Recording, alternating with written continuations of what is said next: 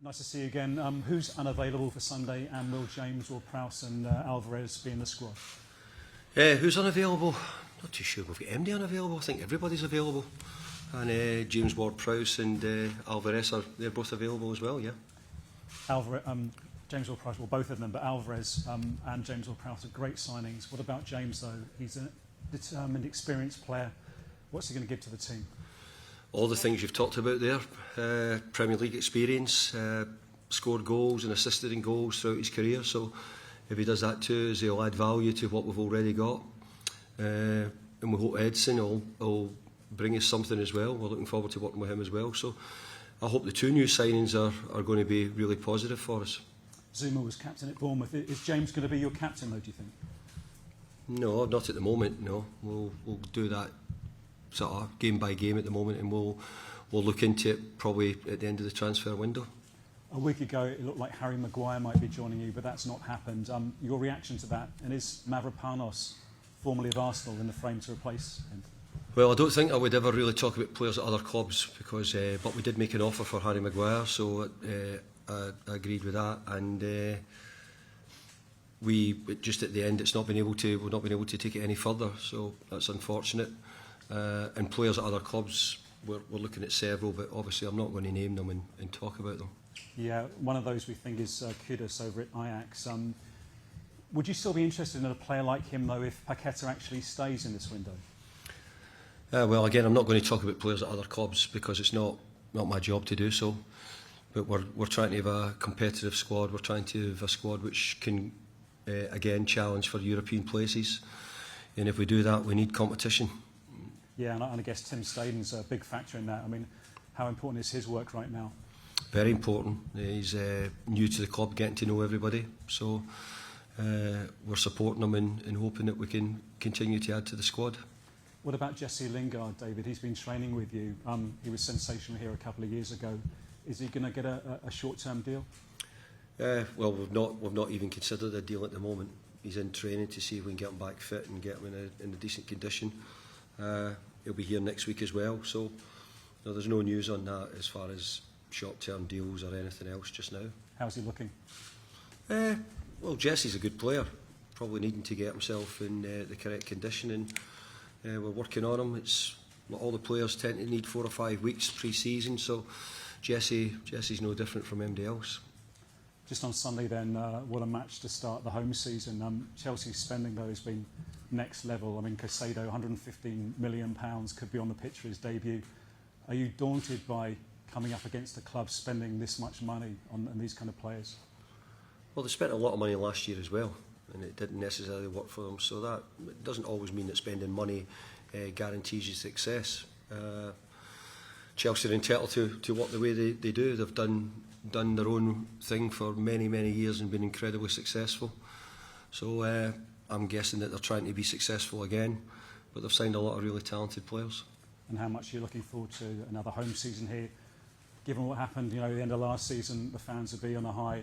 Should be a great afternoon. Yeah, we want everybody to come in on, the way everybody was in East End of London, and obviously the night in Prague. We want that to start the season well.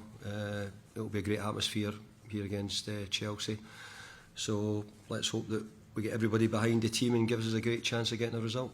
Just finally, looking forward to coming up against Poch again? Yeah, obviously, he's been here before and knows the league well, and very experienced manager now. So that'll be good. It's always good to come up against the top managers, and he's certainly in that bracket. Thank you. Michelle, PLP. Just going back to Chelsea, I mean, 8 other players who started that game against you guys in February didn't start on Sunday against Liverpool. They've got a new manager. How unpredictable do you feel that makes it? I mean, how hard is it for you to plan to play a team that has changed so much in such a short space of time? Yeah, you're right. It does make it difficult because they've got so many players, and actually they've got a lot of talent and a lot of boys who are relatively new as well. Not all of them are household names, but a lot of them are very good young up and coming players. So it's not that easy, but obviously I watched them last week and they played really well, so it'll be interesting to see what team they put out this week. Just going back to Lucas Paqueta, of course, we spoke about him last week. Some reports coming out today about the potential interest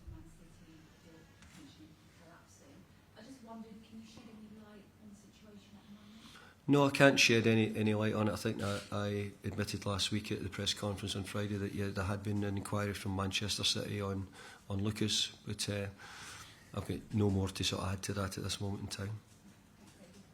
BBC London. Thank you. Kind of on the topic of Chelsea again, would you say it's difficult to face any team that's done quite a lot of signings in the transfer window and have a lot of new faces in their team?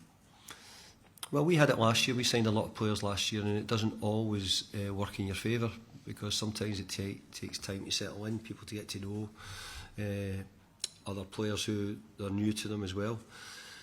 But obviously, you know, I think that bringing in the players will give Chelsea a better and stronger squad. But they done that last year as well, you know, and for many ways it probably didn't work. They probably had too many players. That's a problem for the coaches as well. If you've got too many players, it causes you different sorts of problems behind the scenes, which, you know, I don't think the media discuss too much about, because they're more interested in just seeing more signings coming in at every club. But it's never good for any manager to have far too many players. I know you spoke a bit about transfers already, but are you expecting further business to be done by the end of the year? Yes, I do, yeah. Would it matter to you if no more signings were made? Yes, it would matter, but no. But you have to sometimes expect that maybe that may be the case, and you have to live with it. But we're trying to add to it, yes. And just to mention the new rules that we saw kind of come into play last week in the Premier League, seeing how they kind of affect a game, say the additional time, the cards, does that worry you at all, or are you kind of worried about any future games where it could potentially cause an issue? Yeah, I think there's probably more to it. I think the new timekeeping rules are interesting. I think a lot of the rules, we're seeing an awful lot of really soft bookings at the moment. I think we're probably going to have a record number of bookings this season, and probably red cards as well, with the way it's going just now. And I don't think that's good, because it's drawing more attention to the referees instead of, you know, us really being more interested in the football. But that's the rules, and we have to abide by them, and we'll do our best to do so. And finally, I know I asked about the semis last week. There's the World Cup final this weekend on Sunday. You said last time it's great to see the women's game growing. Would you perhaps like to see more development and money put into like the West Ham women's side? Well, I couldn't really comment on that, because I don't know when you're sort of asking me that question. I couldn't tell you if we put lots in or no, we don't. But what I do know is that it's great to see that the ladies' football is growing so well. I think the England ladies are doing brilliantly well for the country. I think it would be great if they could bring it home, because then as a Scotsman I wouldn't be kept getting told it's the men who's going to bring it home, but the ladies are going to bring it home for England, which I'm really pleased for them. So yeah, it's good.